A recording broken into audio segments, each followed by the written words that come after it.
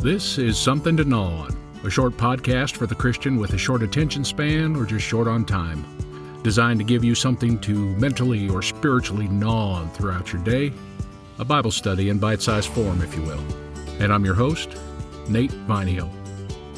This episode is Sins of the Father, Part 5.1 we'll call it, of the Handling Conflict King David Style series.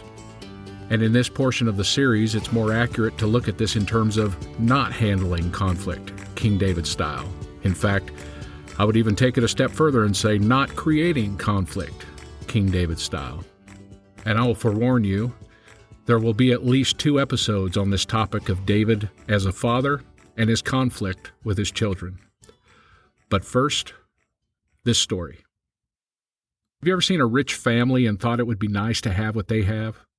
At the same time, have you seen a family that seemed to have so much tragedy in it that you do all you can to avoid them? Maybe it's as simple as doing all you can to avoid riding in the same car, even though you go to the same church or school. Or maybe it's as serious as refusing to ride in the same airplane because they seem to be cursed, and it's so obvious that you refuse to risk your life over the matter. Well, Joe's family is the intersecting point of both scenarios. Although Joe got into Harvard under dishonest circumstances, he graduated and became quite the businessman. He wasn't exactly an above-board guy, but he sure made money. He played the market in the world of speculation and manipulation long before it was illegal. In fact, his trading style was the type of behavior that caused the Black Thursday crash in October of 1929, the crash that ushered in the Great Depression, and he was doing so with the full knowledge of this probability. After all, his Harvard education probably taught him about this cause and effect dynamic. And as opposed to those who lost big in the Depression, Joe managed to do relatively well. During the early part of the Depression, in a severe case of irony in my opinion, Joe is appointed as the first director of the Securities and Exchange Commission around 1934. This is where the phrase, "the fox guarding the hen house," fits, unfortunately, quite well. Joe moved on and had his hands in the real estate business and a movie production company in California. Joe had married, had 9 kids, and 3 affairs that were referred to as open secrets. That is to say that everyone knew about him, but nobody dares say anything about him for fear of the power he wielded or the financial loss they may incur, or both. Joe had high ambitions for having his eldest son become president of the United States. Unfortunately, Joe Jr. died in a plane crash. Then his eyes shifted to son number 2, and several years later, he would run for president. And we'll come back to that in just a moment. Shortly after Joe Jr. died, Joe's eldest daughter, defying advice to not fly in a storm, died in that plane crash in France with her second husband. And then there's Rose Marie. Joe looked at her as a potential threat to the success of his plan to get his son elected president.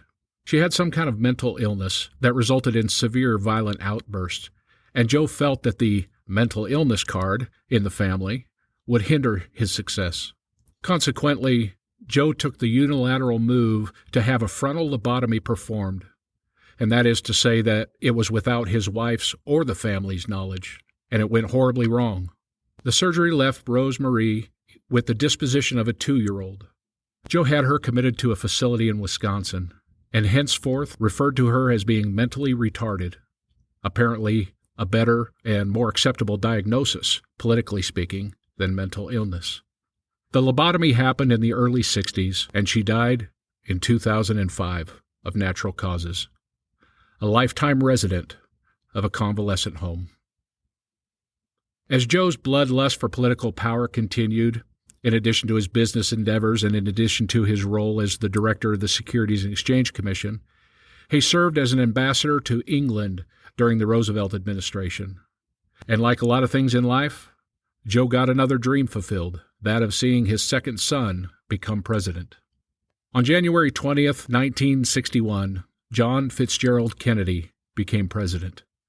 And on November 22nd, 1963, he was assassinated by Lee Harvey Oswald.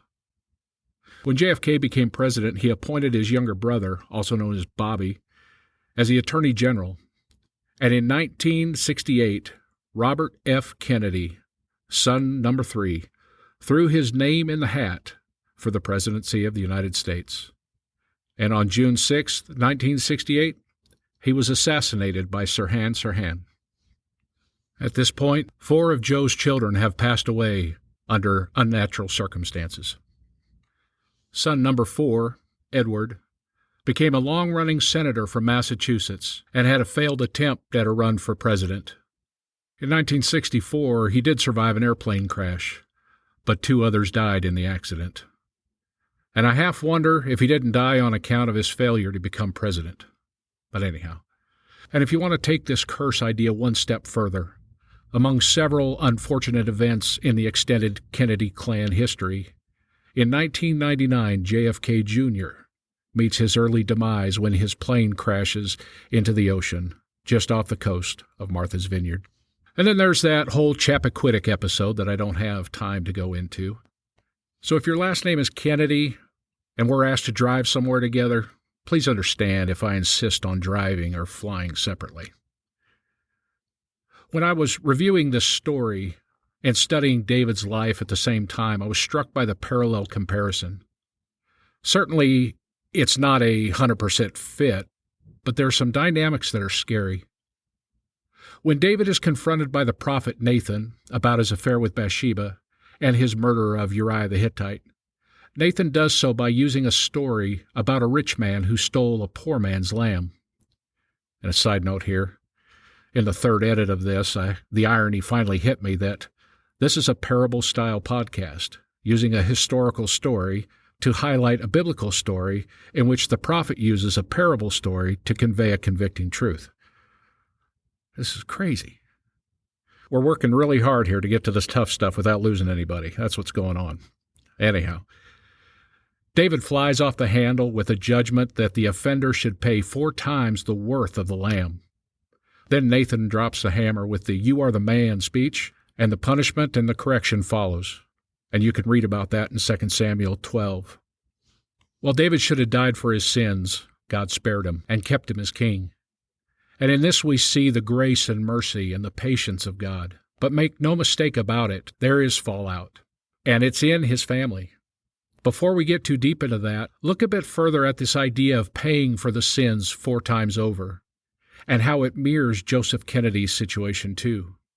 Joe lived in a greedy, lust for power, adulterous life and lost 4 children in tragic circumstances, 2 by plane crash, 2 by assassination. Not to mention the other unfortunate circumstances which exist in the family. He paid 4-fold. David lost 4 children in tragic circumstances. The child born to Bathsheba out of adultery dies. Amnon violates his half-sister and is subsequently murdered by Absalom. And similarly to Rosemarie, due to no fault of her own, Tamar lives out her days in an isolated state. Absalom is then killed by Joab, and remember Joab's a nephew of David. And Adonijah is killed by Solomon shortly after David's death, as Adonijah makes a second attempt to usurp the throne from Solomon. David paid 4 times over for his sins by the death of his sons. Notwithstanding the fallout above and beyond premature death with the family, that is to say, the impact of David's sins on other children and concubines and wives, especially those wives that were violated by Absalom. In one of the previous episodes I'd made a comment, and it bears repeating here, but one of the most dangerous places to live in Jerusalem was being in David's family and in the royal palace. With all the power plays happening as the sons vie for the throne, think about that for a moment. What happens to Ahinoam when her son Amnon is murdered, and David spends so much time and capital trying to embrace Absalom, the offending son? And how does she survive when Absalom makes his run at the throne? I mean, mentally, how does she keep her sanity when the man she is married to embraces the son who's killed hers? And that dynamic plays out for several other wives as well. There isn't much mentioned about this intra-family conflict. However, one quick glimpse is when Adonijah makes his coup attempt. You see him gather some of the sons of the family, but specifically excludes Solomon and Bathsheba.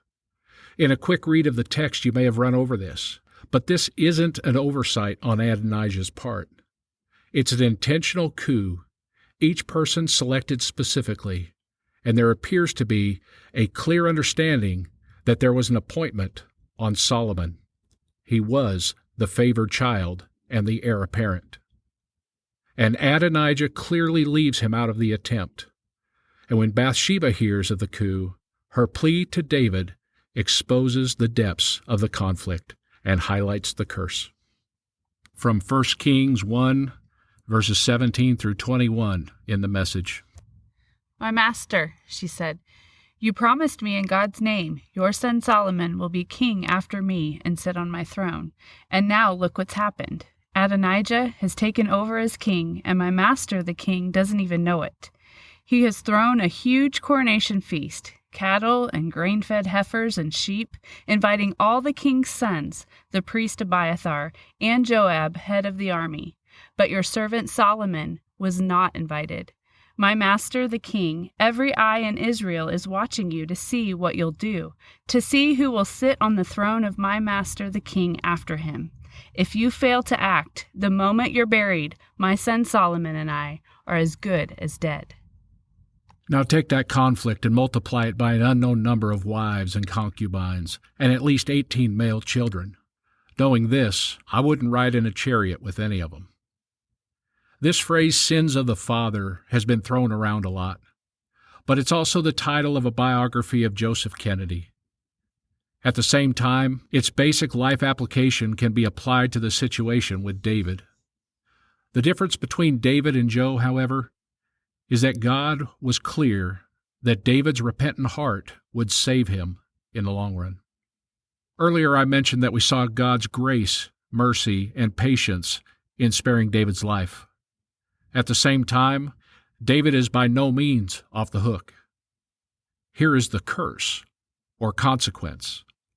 I love how teachers and some parents use this term nowadays. If you do that, you'll receive a consequence. Go to the corner. Anyhow, I'm getting off track here, but when David receives his consequence, it is brutal.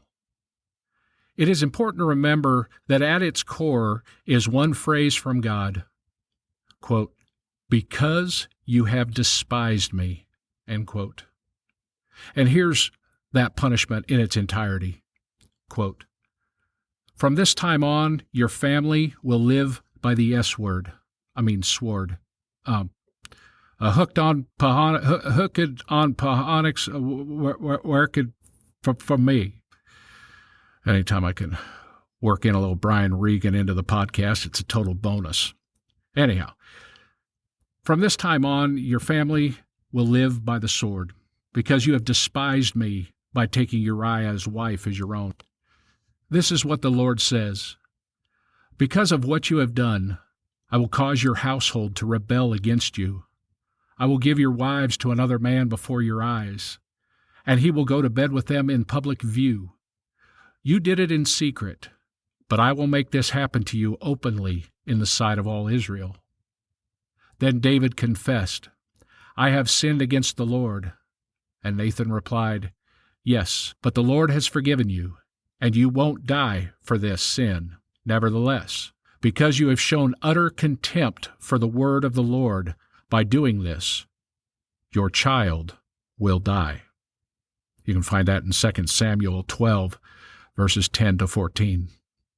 We have to deal with the fact that our sins have consequence, and this is not in conflict with the fact that we are forgiven of our sin.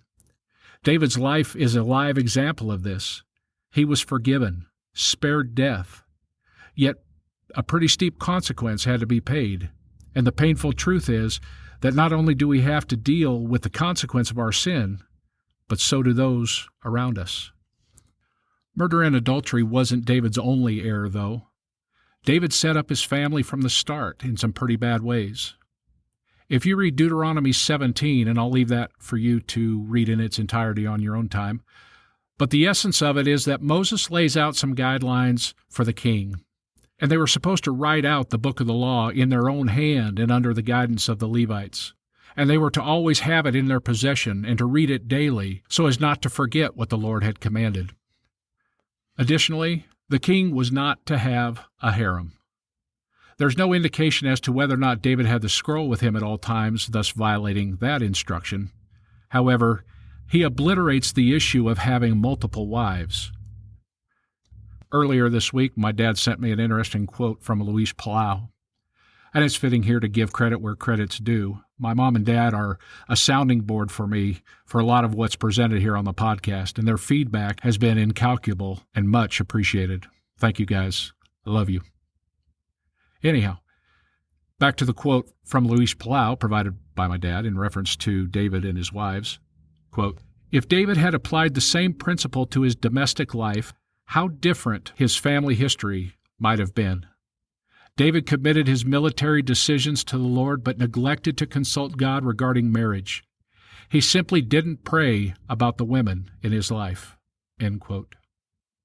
Whatever label you want to put on it, David set the stage when he took on multiple wives, which, at a minimum, would have had basic consequences, basic difficulties, basic relational conflicts inherent to that family dynamic. Now layer on top of that the sin with Bathsheba and the curse that follows, and you have an absolute mess.